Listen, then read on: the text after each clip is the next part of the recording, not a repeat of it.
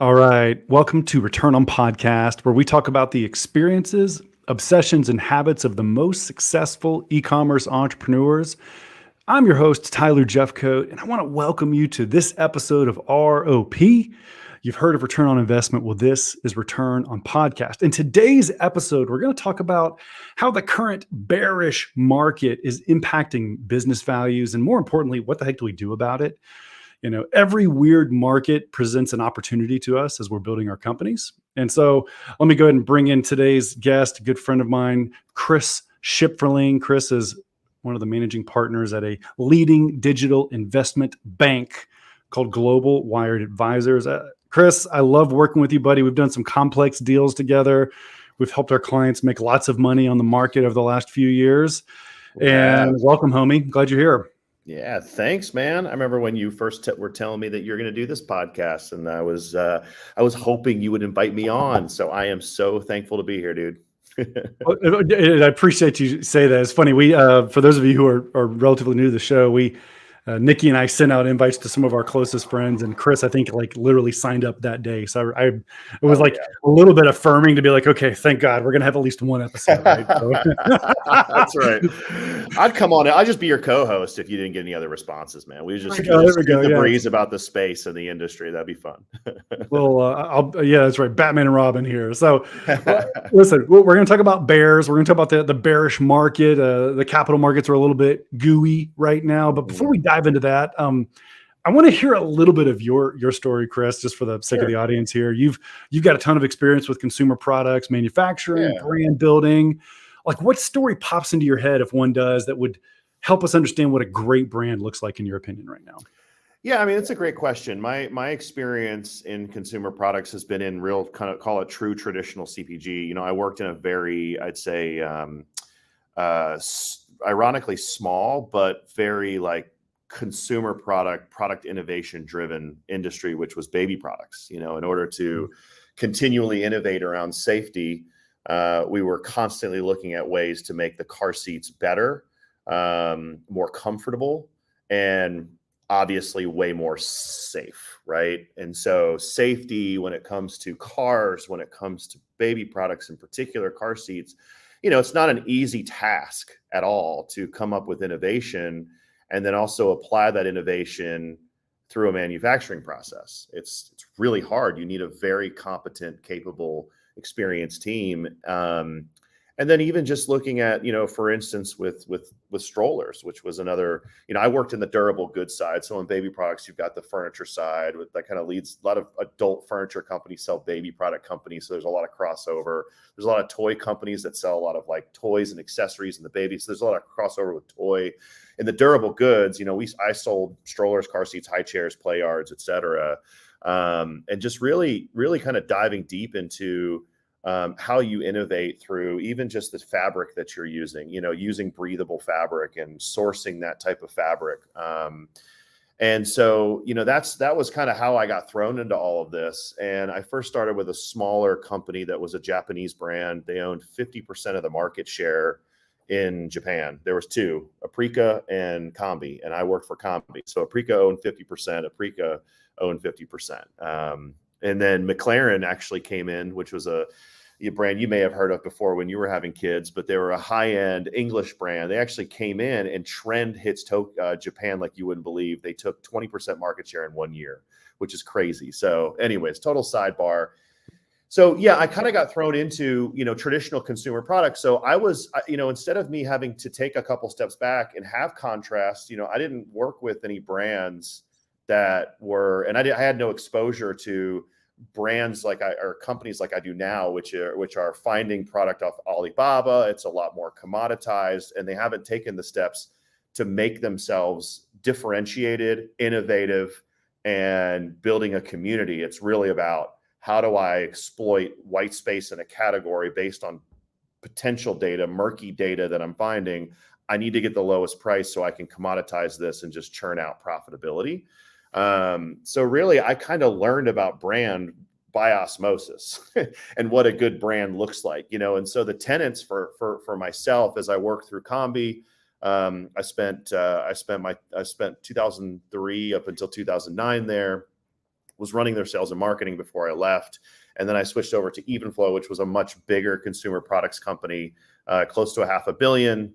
And they were in all types of categories. They were one of the original bottle makers from 1920, I think, is when they started making actual baby bottles. It was originally a rubber company, actually. Oh, wow. And that made the little nipples that went on top of the baby bottles. So, and really going there, that's when I started to get exposed to a much larger organization and what it's really like to take something from all types of different functions, working cross-functionally. I worked almost hand in hand with all of our product development team, our engineers, our industrial designers, our fashion team, because when it came time to place a program into Babies R Us or a Target or a Walmart or a Sears and a Kmart, RIP, you had to really think through how you were going to position yourself and leveraging the brand that you've already built to position yourself on a shelf. It took a lot of real critical thinking. And I think that that's the tenets, in my opinion, of developing brand. It's something that's sticky and something that people they have an affinity, they have a gravity towards that, right? Because you've done something unique, you've positioned, you've differentiated yourself. And I think what you find a lot in the Amazon space is the differentiation is really coming from more like, well, I've got some visual identity and I've got price. And it's like, no, man, like innovation, that's the stuff that really drives a lot of, I'd say, brand awareness. And so kind of working through that. And after that, I went to a premium company in Barcelona, and it was a family-based company, but it was a $120 million business, global business. They were around, Mr. Jeannet was the first, I think the first guy to create a stroller in Spain. And so really cool history. Yeah, like I think the company has been around since like 1924. I actually worked directly with his great-great-grandson, Axel Jeannet. So Amazing. it was cool experience. It was a little bit of a miniature version of what I experienced at Evenflow, but I got to see premium product and how you think through that. I mean, they were selling strollers. They had a carbon fiber stroller, Tyler, that they sold for $1,800, where you could engrave the name of your kid on the side. They made it once in 24 karat gold. Messi had that product. Like all the Barca players had that product. So to really see, all of the tenets, the innovation and cross-functional activities were identical. The difference was, how do you now position yourself as a premium brand? Mm-hmm. And so that was really interesting. So to answer your question, I gave you a little bit of a long-winded, hey, here's my story in business, but this is how I've learned brand. When you're working with a real PR team to actually build community for your brand, when you develop a position for your brand, when you develop a brand promise, especially with baby products, because you're dealing with something so precious and so delicate, and you're speaking to mom. That's who you're speaking to for the most part, right? Dads are slowly getting more involved, but you're speaking to mom, right? And so that's really where I grew up in business, was just spending a lot of time. And I spent a lot of time in China, seeing how the product was made, seeing what it was to go through, kind of call it quality control, QC, QA. I got to go watch the car seats go down. We had a sled both at Jeannet and at Evenflow, which is the same things they use to certify, like Ford and Chevy and GM. They all use the same benches. And I got to see, like, in slow-mo, and we would do these hammer tests where we would literally, a giant hammer would hit the side of the car seat, what type of impact was made, how much would it hit the child's face. I mean, it was cool stuff, man. And just pretty awesome. It was pretty awesome, I got to say. And seeing manufacturing up close and personal, that's the other thing. Like, we've got in this space a Mexico trip coming up. We've got, a China sourcing trip that's occurred in the past. And man, I guess I just consider myself very, it's very humbling to look back on my career. And I didn't realize it then, but the building blocks I was actually building to go, I mean, I got an MBA in manufacturing by spending as much time in China as I did, just literally literally working with the factory owners to understand how we can develop something together that can sit on a shelf at a major retailer in the United States and actually sell. I mean, I'll say this and then I'll shut up and we'll move on. We were at a factory just outside of Hong Kong in Dongguan, And at the time we were, it was I was with the president of the company at Combi. We found this walker, the little baby walkers. That was a 3-in-1. So you could actually use it as a baby walker. Then the tray, the front came off and it was a tray. So you could actually use it as like a little snack time. And then the back actually folded in and it could be used to help the kid learn actually how to walk. Super innovative, really expensive. We made a couple tweaks to it, put it in Babies R Us, and that thing started selling during Christmas, 1,800 pieces a week. I mean, just flew off the shelves, right? And they struggled. So these guys were guys who sold to some of the largest brands out there, like Safety First, Costco, Evenflow, Graco, et cetera. They rejected this product. And we were like, no, actually, if we take it and then we strategized on how we would change it, pushed it through the shelves of Babies R Us, it became one of their better selling products for that Christmas season. So it's so beautiful, dude. It's fun stuff, man. I'm telling you, like, it's so fulfilling, genuinely. I mean, it's why brand owners get fulfilled every day that you speak to, because they've chosen something, they've created innovation, they call it their baby, they put it through a great platform called Amazon, and then they refresh every second the sales on their seller app, and they get to see the fruit of their labor. It's actually, it's really funny. It's funny you say that, Chris, because I was talking to a seller today that just sold his business for a few $1 million a couple of months ago. And he says he's suffering like withdrawal symptoms from that, like refresh your sales. Cause now he's like, what do I do with myself? But it's, you mentioned 3 pillars. You talked about like innovation, differentiation, and then building community amongst your audience.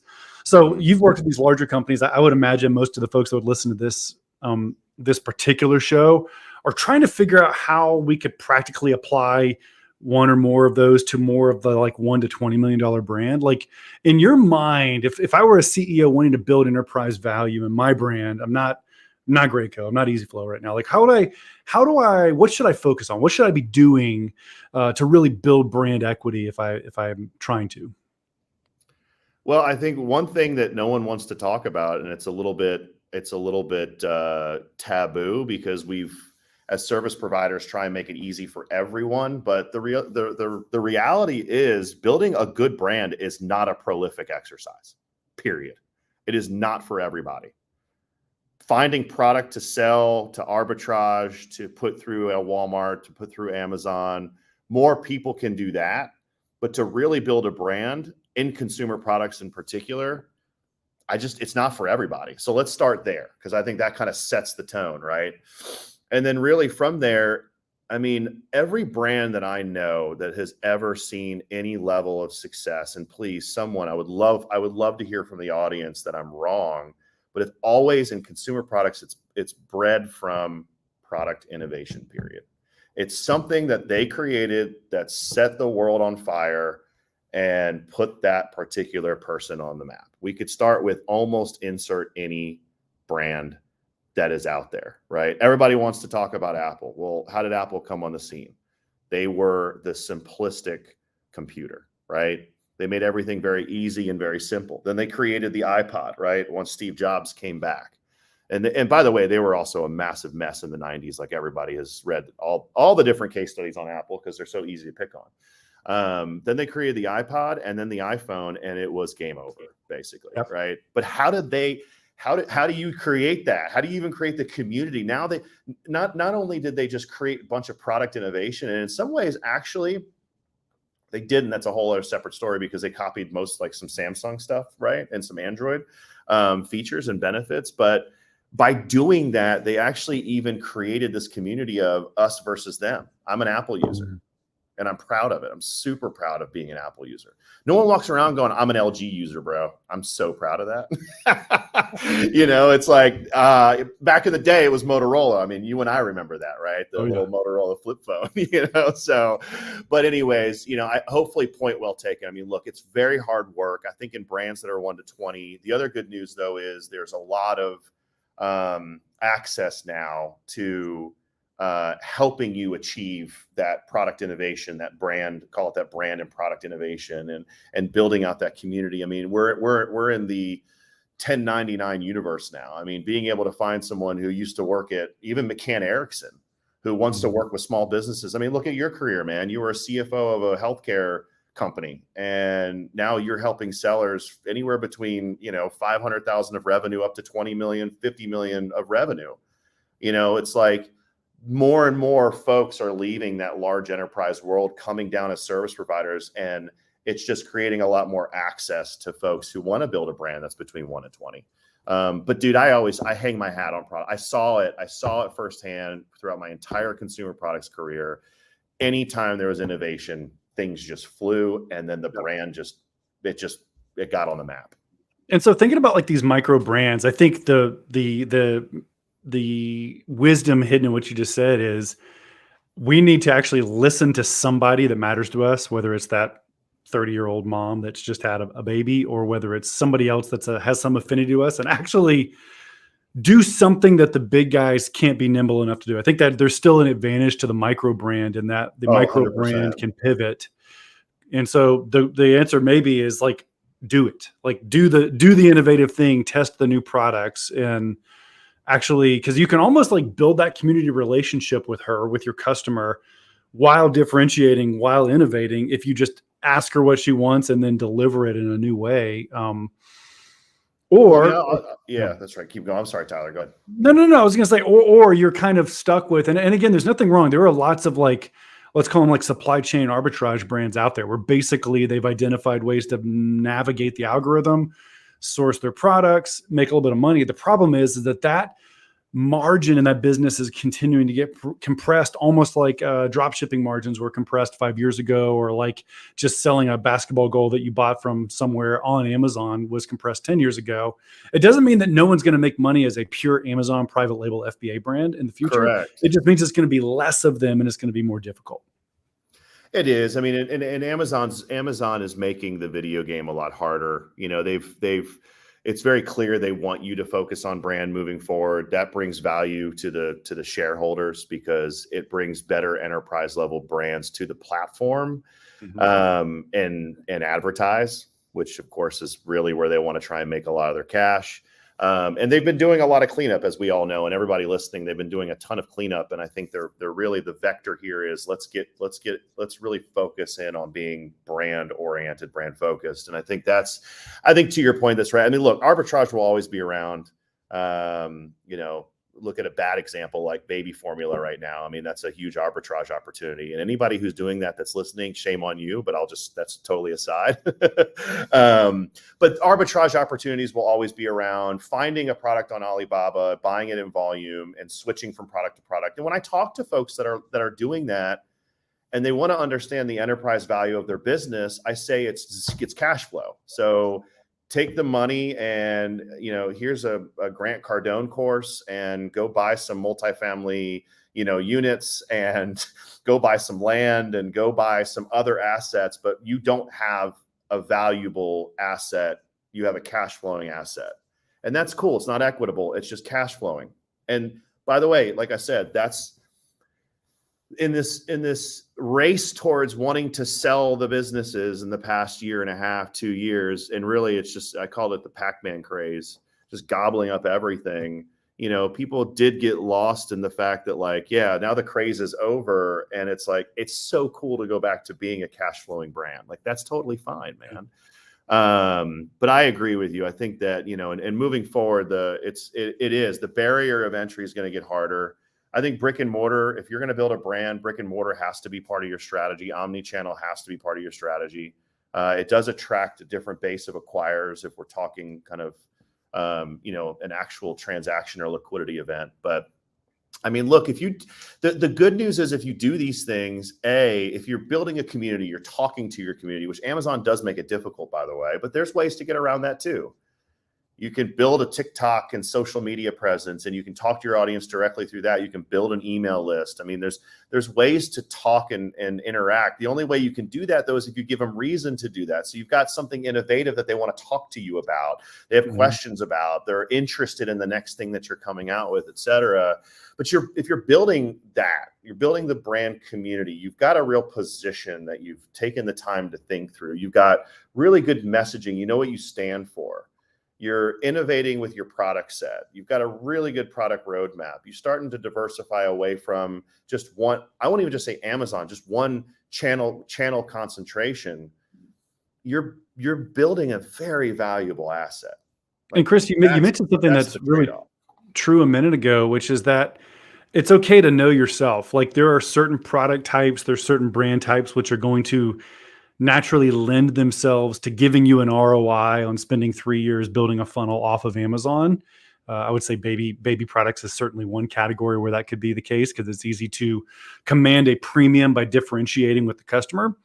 But there's also lots of products out there, and Chris, you and I know lots of 8-figure sellers who make a lot of money, who don't need to go hang a Shopify site because their product is commoditizable enough in the way it's purchased that actually gaming the algorithm is probably better than trying to burn a bunch of cash. And so to your point, for that guy or gal, she needs to make a ton of money and go buy real estate or be happy making $500,000 a year in profit. That's okay. And I may only get a 2x multiple if I were to put this business on the market, but it's okay because I think you can blow it if you try to be what you're not, right? So just understand who you are. This is one of the first comments you made, Chris, was, am I a brand builder? I might not be. If I'm not, that's okay. Be who I am. And then the second kind of element to it is does my product offering lend itself to being differentiatable? Can I actually create a customer experience where they will select me regardless of whether Amazon is slapped on the box also? And That's right. That's right. No, that's exactly right. And look, I think there's a lot of, and there's a lot of resources out there if you start to really look for them, if you want to build a brand. Like if you really want to build a brand, then like, okay, this is what I'm going to do. Well, where do I begin? Well, let's first start with these 5 things that you have to do. Like it's just business plan 101. I've got to choose my product. Where am I going to sell it? What's my price? Go through the 4 P's of marketing, which is now 5, by the way, because they added people as the 5th. And so, it's kind of going through those traditional things you would do as you're even doing you're doing a project in business school, right? In B school, you do these types of projects. You create a business plan. Can it be successful? Everybody pokes holes in it, et cetera. And so exactly what you just said, man. Know thyself, right? And some people have it in them, and guess what? Some people don't. It's cool. Some people are just really good at identifying those commoditized opportunities and exploiting the algorithm, exploiting the white space. Have at it, man. You'll make a lot of cash. So maybe if we had to name this episode, maybe it's called Know Thyself and Know Thy Market. So let's pivot and talk about the market here for a minute. So we have had some bearish pressures that may have implications on our strategy. What are you seeing right now, Chris? What's happening in the marketplace? Yeah, I think what's happening is, obviously from a macro perspective, you've got a lot of, just go listen to any earnings calls, right? If you listen, the most germane earnings call was Amazon's in recent history.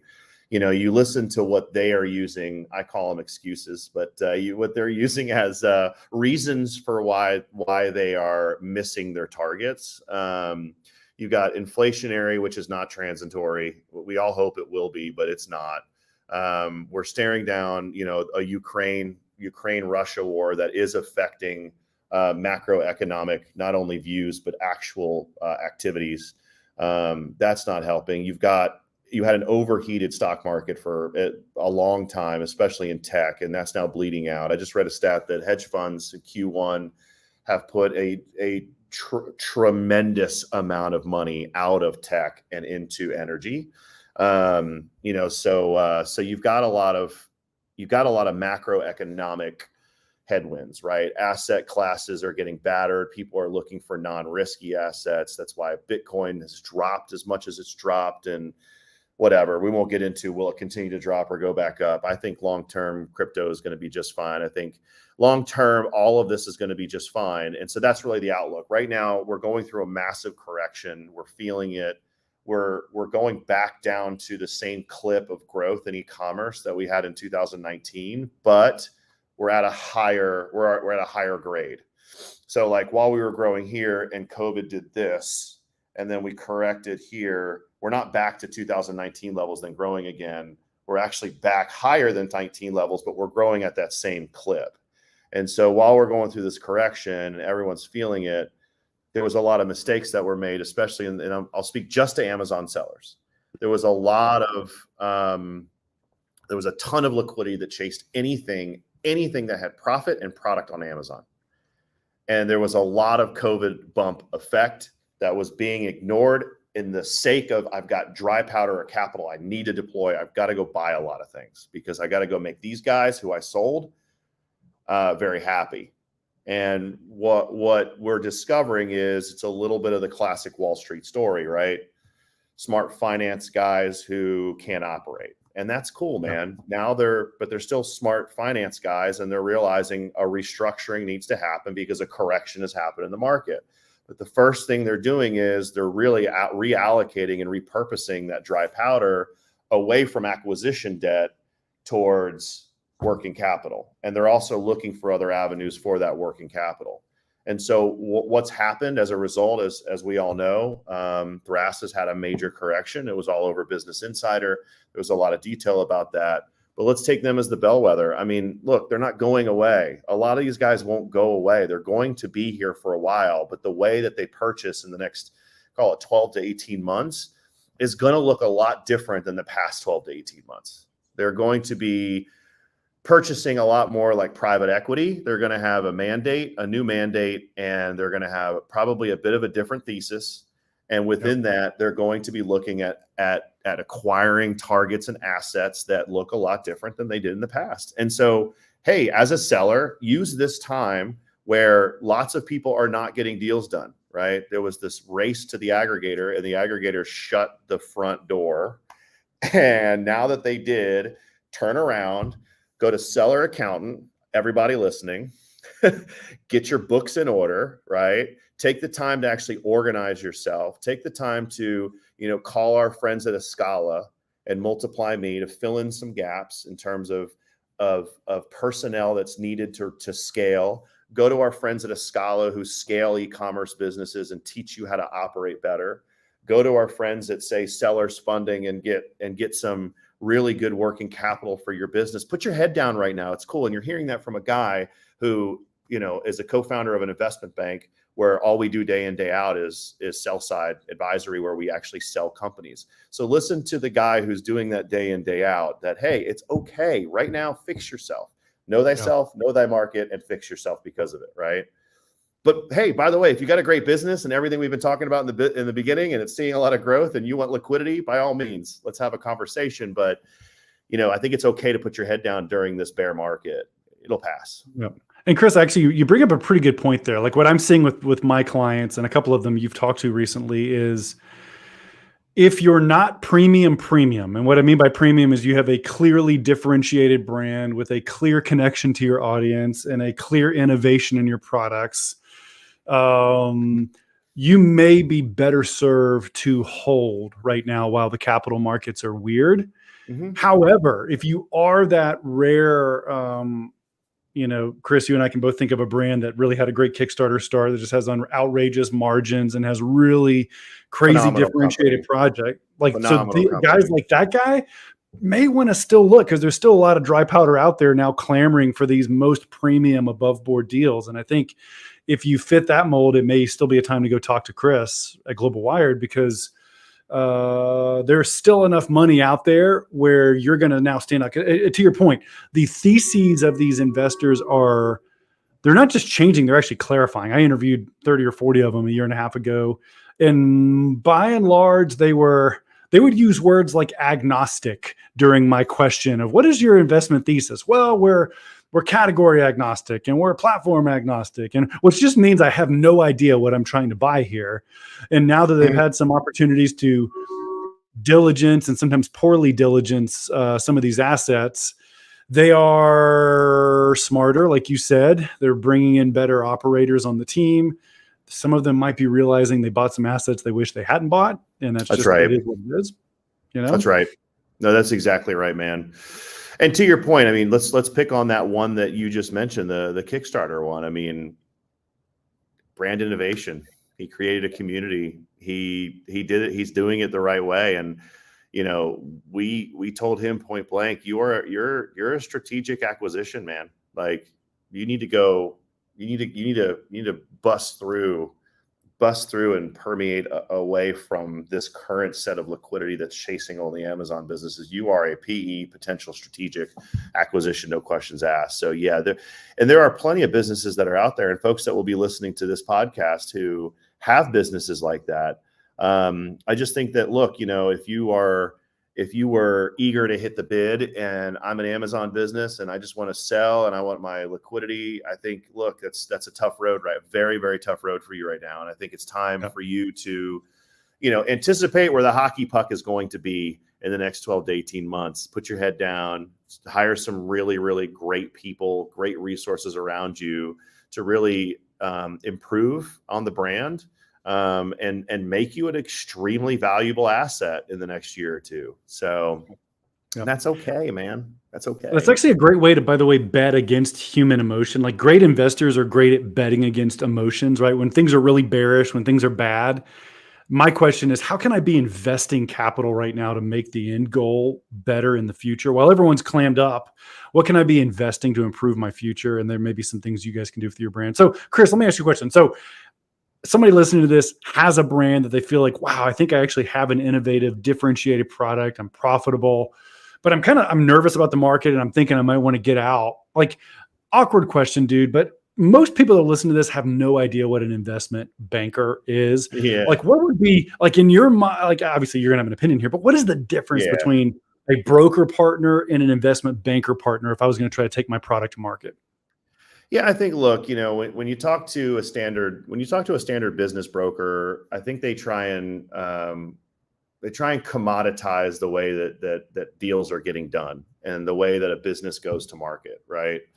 And I think for the most part, businesses that are what we would consider Main Street, it's fairly commoditized. You don't have to put nearly as much effort into the complexities as you go up market into what we call lower middle market, which I'll define in a moment, and say middle market, right? So brands and businesses that are a lot like what we've described, they've got complexity to them. They are going to a different type of asset class. They're going to a different type of acquirer. That requires a level of, I'd say, pedigree and a level of being able to assimilate a business by every function, break it down, and then articulate the opportunity of that particular asset and why this fund, this capital provider should even care about wanting to look at it.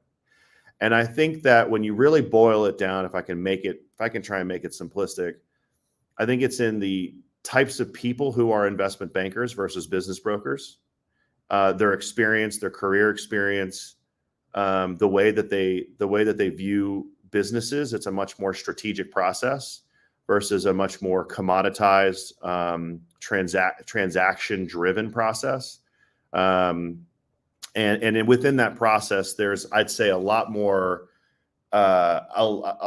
heavy lifting that an investment banker is going to do in the process versus a call it business broker. I mean, business brokers have been around for a long time. It's a lot like real estate agents, and they've got a very specific method, and they're needed. They are needed. They're needed to, introduce you to the right buyer, potentially warn you of some landmines, kind of talk to you about the market.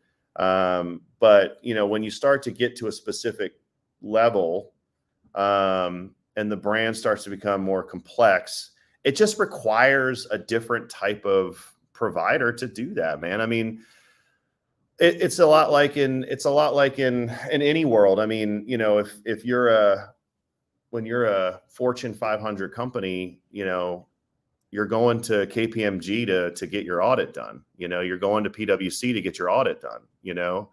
And so, but if you're a business that's doing $3 million of revenue, that's what the audit costs. Is $3 million to go to KPMG. You get my point. Trying to just kind of fit it into something of an analogy here. I think, that's really the main differences. And really, why does it matter? It matters because your outcome looks entirely different. The way that your company is packaged, the way it's positioned, the way it's presented, types of people who are presenting it, everything now looks wildly different. And it allows you to optimize the process, because if you have something like what we talked about in the beginning, you have to go to a different type of acquirer. And those acquirers expect a specific process to be done in order to even look at the opportunity. So hopefully that makes sense. And it does make sense. And like, just to bring that practically home a little bit, I mean, seller accountant, right? we've worked with some really good brokers. We've worked with some that we haven't been as pleased with. But we've only worked with one investment bank that we've honestly been really happy with, Chris, and it's been your outfit at Global I Wire. appreciate that, man. You and I have been in the trenches, dude, with a number of deals and the several of the kind of highest value, highest multiple, most complex, would have been hairy to get through diligence, happiest end result for the seller. Several of those deals were deals that you and I worked together on, and so I just That's right. the definition They to were what they fun. are. It's almost I was gonna say my dad's a commercial real estate broker with a CCIM certification, and he works on the most complex real estate deals because he can provide a superior amount of value to that more sophisticated investor, which differentiates him from a guy that just got a real estate like agent license in the state of Georgia or wherever they might live. And I would That's imagine right. That's that an right. investment banker is kind of similar. Am I right about that? You are. And I mean, look, we encourage people all the time, call everybody. If you're looking to go to market, I mean, first off, people who have a more middle market driven business, they don't call business brokers. They call investment bankers because effectively, in most cases, they already knew that just from their career experience. That's just what you do. Yep. Or they've had private equity reach out to them, and private equity even will encourage, don't go direct with us. We need an emotional middleman. We need someone in the middle for sure, type of thing. But we encourage everybody, look, go talk to everyone. It's fine. And I think if you ask the right questions, you'll start to see the differences. And like, oh, by the way, we have a great relationship with a very good mutual friend of ours, right? I love that guy to death. And I think he's wildly smart. I think they drive an incredible process for what they do. And we work in great symbiosis. And I encourage people to, hey, no, this is a better process. Like, this is a much better use this process. Our process is not going to be the right one for you. And I also, like I said, I encourage everybody to go do that. Talk to everyone. You'll see the difference, man. It's like calling, this analogy will sound arrogant, but when you're talking to the guy who's selling you the used car, versus the guy who's, selling you the Lamborghini, you pick up pretty quickly that guy has a much different view of the world than the guy who's the used car salesman. Sure. You know what I mean? It's just kind of simplistic at that point. But anyways, hopefully I love your advice though. Like, you want someone to shoot you straight. You want to really interview your options right now. While it is kind of, let's clean up and get things in order, probably good to have those discussions now for maybe a transaction in a year. Don't wait until the last minute. Hey, listen, I want to honor our time here and our guests' time. Want to talk about so close business for a second. Hard pivot. By the way, you're talking about like how much you love to have your Apple phone versus your LG phone. Yeah, that's right. So we're gonna talk about golf for a minute, and I just want to tell you, I don't have like Wilson golf clubs, so I do actually have Ping golf clubs, Chris, that I enjoy. Like, you play quite a bit now, man. I do. I bought some, the Sims, the TaylorMade Sims, and I bought a TaylorMade driver. I renovated my entire golf bag. My son's really into golf. And my father-in-law actually bought him a set of Top Flights. And I'm going to buy him. So he wants Pings actually. And the reason why he wants Pings is because they give a set to every veteran. I don't know if you knew that or not. I didn't know that. So they have such a cool story, man. Yeah. And so, yeah, they've actually, we're a part of a golf club. They call themselves a country club. It's not, it's way too unpretentious for that. So I just call it a golf club. But Ping is actually, I think, supposed to have their demo day out there pretty soon. And my son is just like, he's so excited. But yeah, it's been something where golf has been something that my son and I have been able to do together. He got into it about a year, just over a year ago. Dude, he kicked some rear end, and he worked at it. He went to his lessons, got a ton of lessons, and he actually, like, first year in playing golf, he made the golf team, man, and like he won the most improved award. I was so proud of him. He was starting out shooting like 59, 60, 61 on 9 holes, and he went down to like 50 by the end of the season. And now when we're playing, he's like shooting between 45 and 47. I mean, I'm just like, he's kicking my freaking tail, man. and I love Love it. So it. I'm playing in a charity tournament here in about 3 weeks, and I'm going to be honest with you. I have not picked up a club this year yet, which I'm not happy with. And I will for sure not be breaking. Now it's a scramble. So actually we will break 50 on 9 holes, but it's only because I will not be the one carrying the team. It's like anything else. Like you do it and you get better, right? I mean, your ball striking You gets better if you do. play, and you don't Yeah. play and you get frustrated because you suck. No, it's true. And I mean, literally, I mean, the golf is such an interesting game. And I'm about to take some lessons, but what's so interesting about golf is you change one little thing and it makes all the difference. Like one of the things that changed recently on my irons, it ironically, as my son's getting lessons, he's teaching me on the golf course, and I love it. This 12-year-old is teaching me how to play. I love it. So instead of like arms kind of doing this with the irons, it's keeping things straight. And I noticed by keeping things straight, keeping your body straight, so you keep your arms straight and your body straight, I've noticed, massive improvement in my irons. I still need some help on the like 4-5 iron, but my drives, he taught me like he told me what to do with my drive, and I've improved massively. And so, but it's like little tiny tweaks. I love that about golf. It's little tiny tweaks, and all of a sudden it makes this huge impact. I mean, it could literally take off, strokes from your overall score. So yeah, I love golf. I just love being outside, man.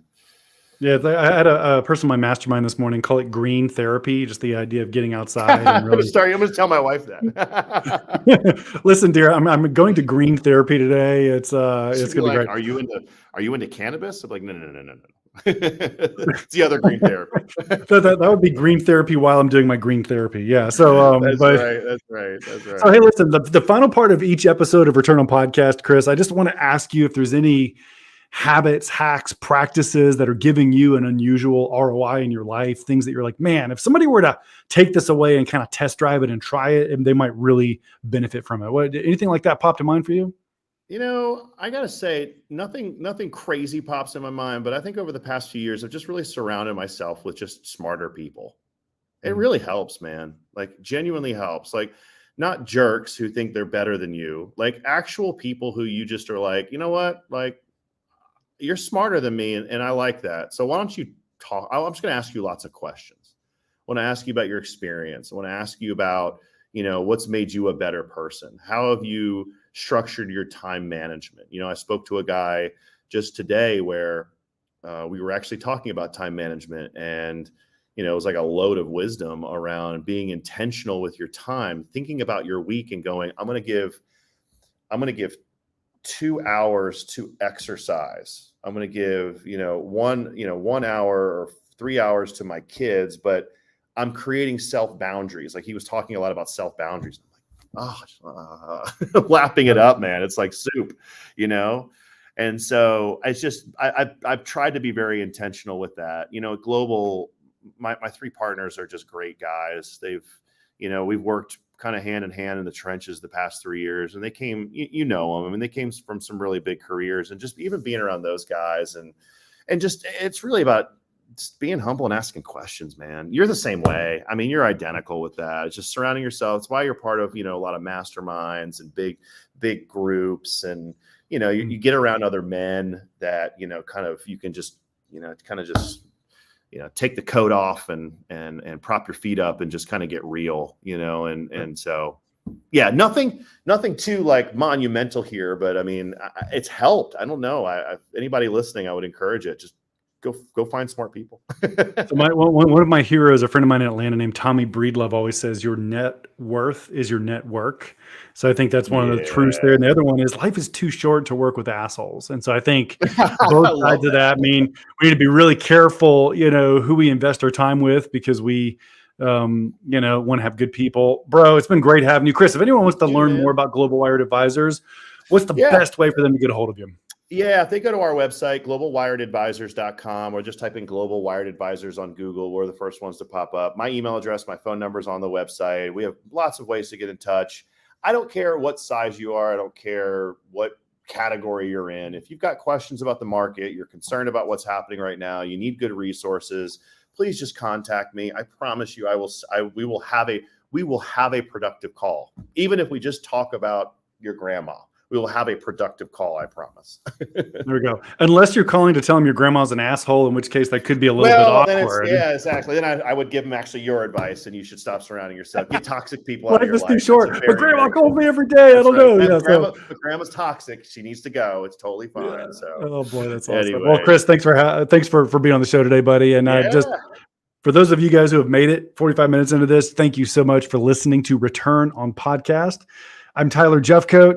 Guys, if this content serves you or is helpful, I'd love it if you shared it with your friends, subscribe to our channels, hit that little bell so that when we go live each week, you can get notified. And, until we talk again next week, hope you guys kill it and have a great day.